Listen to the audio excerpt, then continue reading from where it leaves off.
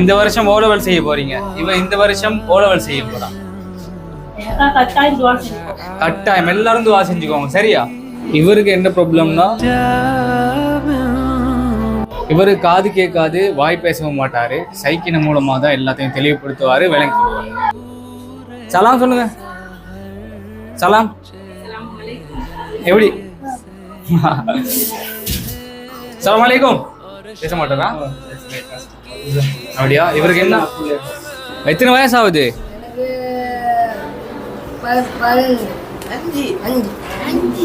15. உங்களோட பேர் என்ன? மாஹிரா. உங்களோட பேர்? உங்களோட பேர்? ஷஃபியுல்லா. சும்மா இருக்கிறீங்களா? எங்க ஊரு? நிகம்பு. சரி சரி, ஓகே. உங்களை பார்க்கத்தான் வந்தோம். சந்தோஷம்.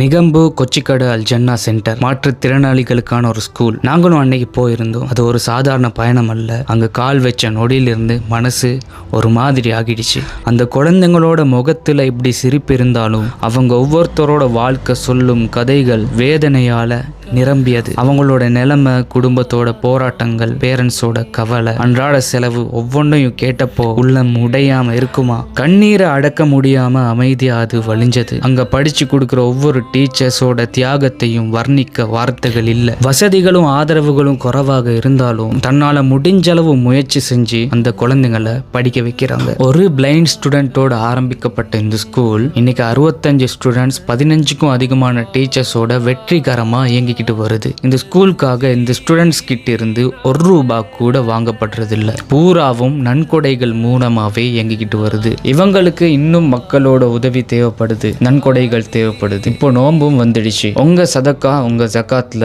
இவங்களையும் மறந்துடாதீங்க.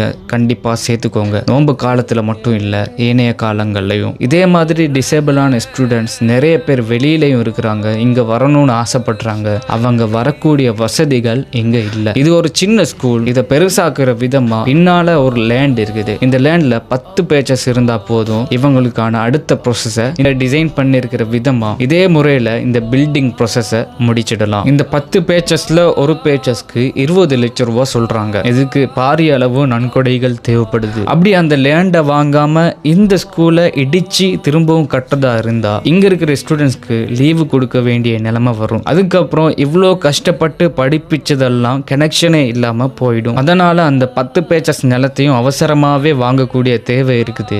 அந்த ப்ராஜெக்டை தொடங்கிடலாம். இந்த ஸ்கூலும் அப்படியே நடக்கும். நிறைய பேரை இதுக்குள்ள கொண்டு வரலாம். ஒரு ஃபுல் டைம் ஸ்கூலா இதை நடத்தக்கூடிய வாய்ப்புகள் நிறையவே இருக்குது. உதவிகளை செய்யணும்னு நினைக்கிறவங்க இந்த கான்டாக்ட் நம்பரை கான்டாக்ட் பண்ணிக்கோங்க. பேங்க் டீடைல்ஸையும் நான் கொடுக்குறேன். ஏனையவங்களுக்கு இது ஷேர் பண்ணுங்க. கண்டிப்பா குடும்பத்தோட ஒரு நாள் இந்த இடத்துக்கு விசிட் பண்ணி பாருங்க. உங்க குழந்தைங்களுக்கு அல்லாஹ் எவ்வளோ அருட்கொடைகளை செஞ்சிருக்கிறான், உங்களுக்கு எவ்வளோ அருட்கொடைகளை செஞ்சிருக்கிறான் அப்படிங்கிறது கண்டிப்பா புரியும்.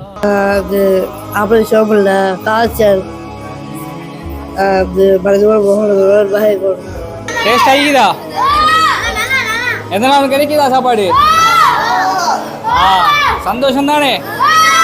Right, okay. சந்தோஷமா இருக்கீங்களா? சரியா? நல்லா படிங்களா?